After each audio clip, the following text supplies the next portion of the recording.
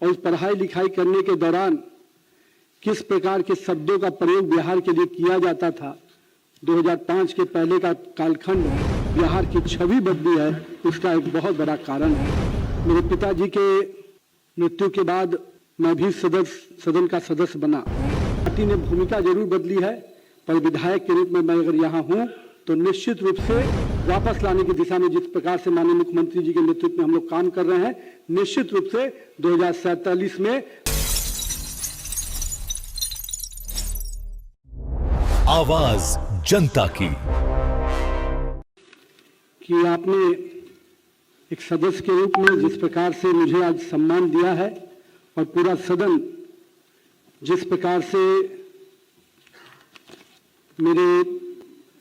विधायकी जीवन करीब 20 साल का रहा है, अभी तक का जो सफर है, और उसमें सब लोगों के साथ मिलकर जब काम शुरू किए और मुझे लगा कि आज का दिन मैंने कभी कल्पना नहीं की थी, और आज जिस प्रकार से आप हमने सभी अभिभावकों के शब्दों में मैं कहूँ जो आशीर्वाद मुझे मिला है, निश्चित रूप से मैं पूरे सदन को इसके लिए आभार व्यक्त करता हूँ। माननीय अध्यक्ष जी, सदन ने अपने माननीय उप मुख्यमंत्री आदरणीय सम्राट चौधरी जी, माननीय उप मुख्यमंत्री विजय सिन्हा जी, अपने वरिष्ठ मंत्री आदरणीय विजय कुमार चौधरी जी, हमारे सभी दलों के नेता हमारे आदरणीय श्रवण कुमार जी, हमारे लोजपा के राजू तिवारी जी, ज्योति मांझी जी, माधव आनंद जी, हमारे विधानसभा के उपाध्यक्ष नवीन नारायण यादव जी, मैं सबको और पूरे सदन को, हमारे सभी साथी जिनके साथ हम लोगों ने काम किया है, मैं सबको प्रणाम करता हूं और सबको आभार व्यक्त करता हूं। माननीय मुख्यमंत्री जी, जब से हम लोग सदन में आए तब से उनको काम करते देखा, और मैं मानता हूं कि राजनीति के दृष्टि से जो नए लोग आते हैं राजनीति में, जहां एक और अपनी पार्टी के विचारों से हम लोग आते हैं और वहीं जनता के बीच में भी एक मत लेके आते हैं, और जनता का मत जब मिलता है तो कई मुद्दों के साथ हम उनके से जुड़ते भी हैं, लेकिन उन मुद्दों के साथ अपने विचारों के साथ आगे बढ़ने का जो कला यहाँ पर सीखने को मिलता है इस सदन में आने के बाद, कि कैसे हम अपने विषयों को भी उठाए, अनुशासन की गरिमा को भी रखें, और साथ ही साथ ये भी कह सकते हैं कि अपने जनता की आवाज बनकर भी हम बैठे। तो कहीं ना कहीं इस पूरे तीनों विषयों को साथ में लेकर एक विधायक के रूप में हम यहाँ बैठते हैं, और यहाँ से सदन की भी गरिमा कैसे बढ़े इसकी भी चिंता करते हैं। मैंने मुख्यमंत्री जी को कई अवसरों पर देखा है। 2006 में मैं पहली बार विधायक बना अध्यक्ष जी, और तब से लेकर मुख्यमंत्री जी ने किस प्रकार से पूरे बिहार की छवि को, अभी चर्चा विजय चौधरी जी जिस शब्दों का कर रहे थे, हम लोग भी बिहार से बाहर जाकर पढ़े हैं, और उस पढ़ाई लिखाई करने के दौरान किस प्रकार के शब्दों का प्रयोग बिहार के लिए किया जाता था। 2005 के पहले का कालखंड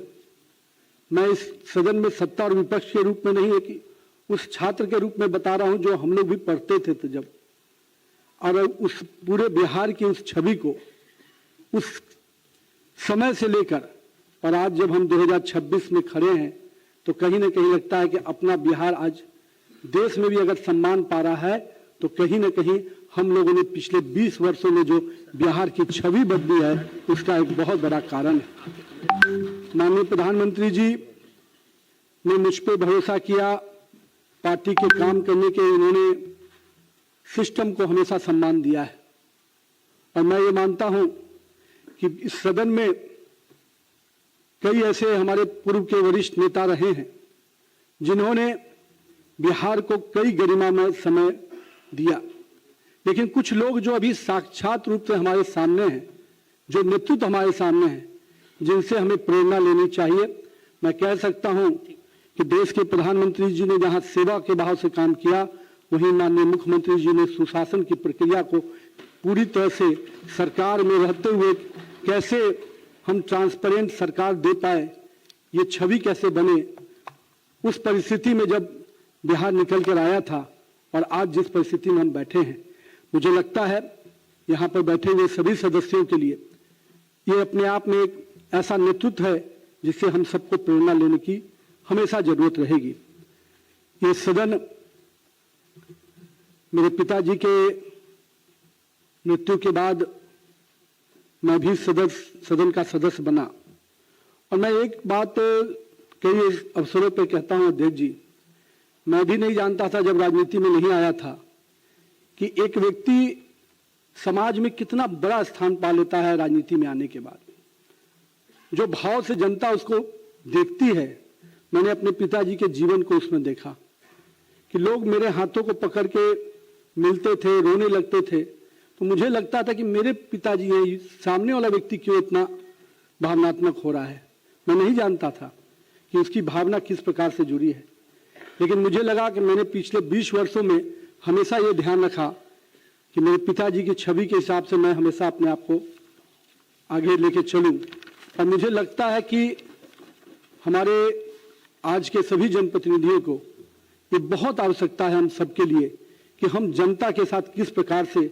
उस लगाव के साथ जुड़े, उस भावना के साथ जुड़े, ताकि जब हम नहीं भी रहे, हम जब हमारे काम की बातें हों उस समय भी हमारे प्रति उनकी वही भावना रहे, तो नहीं हमारी राजनीति में एक सही रूप से सफलता तब मिलेगी जब हमारे नहीं रहने पर भी लोग उस रूप से हमें याद करेंगे। साथ ही साथ सदन की हर छोटी बड़ी घटनाओं का से मैंने भी बहुत कुछ सीखा है। हम लोगों ने सदन में सरकार में रहते हुए सरकार के विषयों को कैसे उठाया जाए, कैसे अपना काम विधायक के रूप में कराया जाए, और साथ में विपक्ष में भी रहे तो विपक्ष की भी जो गरिमा होती है उस गरिमा के साथ कैसे काम किया जाए। दोनों ही समय में हम लोगों ने काम करने का मौका मिला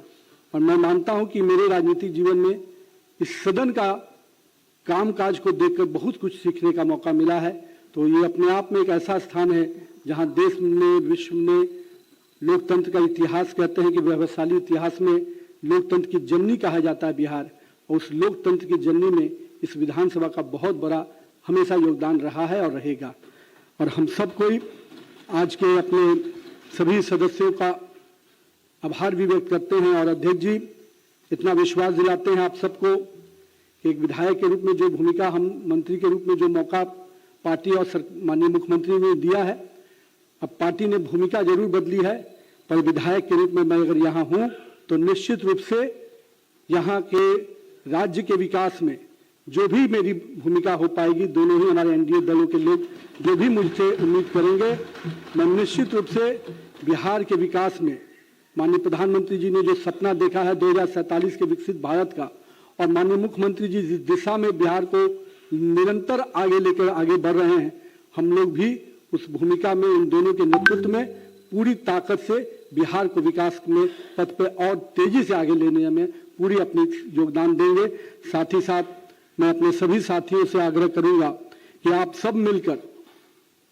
हम बिहार की वो टीम है, सत्ता और विपक्ष में कोई भी लोग बैठे, पर बिहार की छवि अगर बड़ी होती है तो उसका